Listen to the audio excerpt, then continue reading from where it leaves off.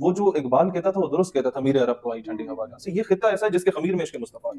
وہ چاہے خود کو لبرل بولے سیکولر بولے. اب تو آپ عورت مارچ والوں کو دیکھتے ہیں، صرف فلسطین کے جھنڈے لے کے نکلی تھی. اس 8 مارچ کو ایران اور فلسطین کے جھنڈے لے کے عورت مارچ والے نکلے. اس ملت کے خمیر میں نا عشق مصطفیٰ ہے. اور آپ اسے کمپیئر کریں پوری امت کے ساتھ، سب سے بہترین قوم، سب سے کمال کی قوم. آپ مجھے کسی ملک کی ایگزامپل دے دیں مسلم کنٹریز میں سے جو آپ سمجھتے ہیں پاکستان سے بہتر ہے.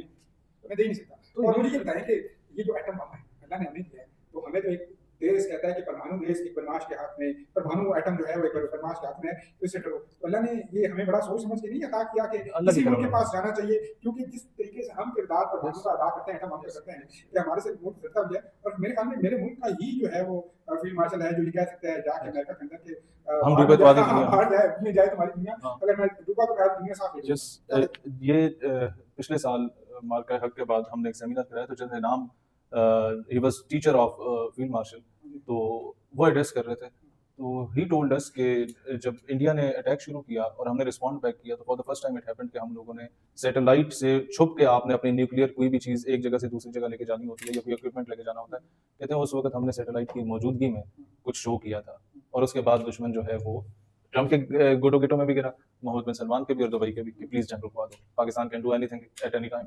تو پاکستان ہیز دا کیپیبلٹی. اور ہم نہیں ہم بڑے دلیر ہیں. جب آپ کی غیرت پہ بات آتی ہے نا تو پھر یہ اس کو دلیری کہتے ہیں، اس کو بے وقوفی نہیں کہتے. وہ والی بے وقوفی پھر بزدلی ہوتی ہے.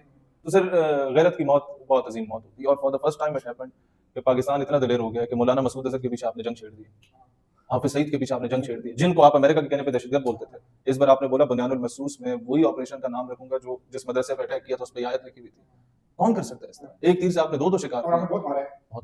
آپ نے اپنے بچوں کے ارتضاء کا نام لکھ کے مولانا صاحب کے بھانجے بھتیجے جو شہید ہوتے. اچھا پھر جس کو انٹرنیشنل سطح پہ دہشت گرد کہا جاتا ہے ہمارے فریڈم فائٹرز کو، آپ نے اس کے جنازے میں بابردی فوجی بھیجے تھے، اس کے مطلب جو خاندان کے شہداء تھے، اور پاکستانی پرچم میں وہ جنازے ہوئے تھے. آپ کا سرکاری فوجی خطیب نے، ان کے پاس علماء کی کمی ہے، آپ کا فوجی خطیب گیا تھا جنازہ پڑھانے. That was a message to India. اس حوالے سے کیونکہ میں بھی بڑا جھاڑ پر بولتا ہوں، آپ میرے سے تو مطلب کوسوں میل زیادہ آگے بڑھ سکتے ہوتے ہیں. تو فرمائیے گا کہ حکمت عملی آپ کو کلیئرنس نظر آ رہی ہے؟ یہ باجوہ والا نہیں ہے ملک جس میں اس میں ٹینکروں میں پیٹرول ڈیزل کا بہانہ بنایا گیا، پھر کہا گیا ہمارا اکانومی کا مسئلہ ہے، پھر ہمارے وزیر نے کہا کہ آپ کیا چاہتے ہیں کہ میں انڈیا پہ حملہ کروں. تو فرمائیے گا کہ یہ کلیئر سٹانس کی وجہ سے میں اس وجہ سے مطمئن ہوں. اور جو کوئی کسر رہتی تھی وہ تب پوری ہوگی کہ جب امریکہ کا ڈیلیگیشن آیا، ایران کا آیا، تو آپ نے دونوں پرچموں کے درمیان محمد علی جناح کی تصویر لگا دی.